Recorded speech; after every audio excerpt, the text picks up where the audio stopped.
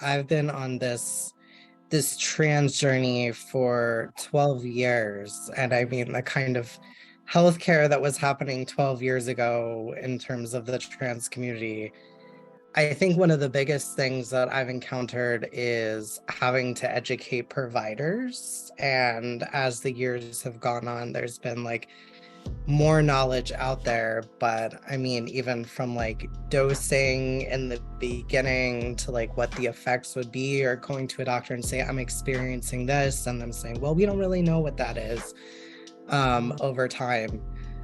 So, going to your doctor for their expertise, but having to educate them about what it means to be a trans person, just generally, or the things that you want for your body. So it's been complicated over time, like trying to access care. And another thing that is very apparent in my mind is, as I only feel comfortable going to certain places, right? Like if I'm going to get healthcare, I want to make sure that that's a safe and affirming place. So very limited in terms of like where I can go, what I can do. I moved to New York for graduate school. There's like, what's the clinic in New York that I can go to? I moved to LA. What's the clinic in LA that I can go to? So like very limiting in terms of like, where's a safe space I know, because I can't really trust that anywhere I go is a safe space for me. For me, I've had my gender changed to male. So when I go into a doctor's office, they see in my chart male. And it's always this kind of conversation that I have to have if I want to have. But if we're talking about my health, or certain body parts, it's important for them to know about what's going on with me. So it's always this moment of like, I have to disclose this, and I don't know how the other person is going to receive that.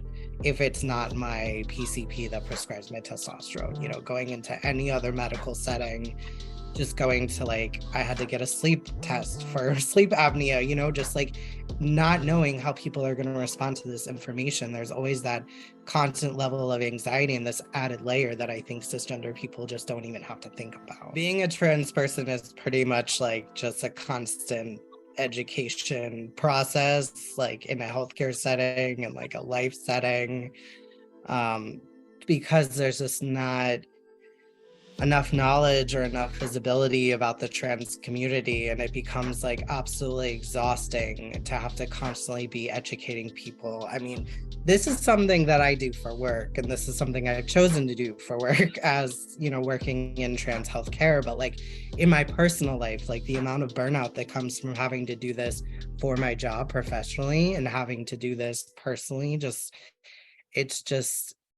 it compounds. It really does compound. And when we're just trying to get like medical care, take care of ourselves, I think staying on top of health can be challenging when you have a complicated relationship to your body, right? As I do, as some trans people do. So even choosing to engage in something that you're going to have to engage with your body with can be a challenge. And then you're going to face barriers on top of that. Like, it's very preventative. And I think that's why we see the statistics about trans people avoiding going to the doctor, avoiding getting care, because it's this anticipation or an actual reality that does happen.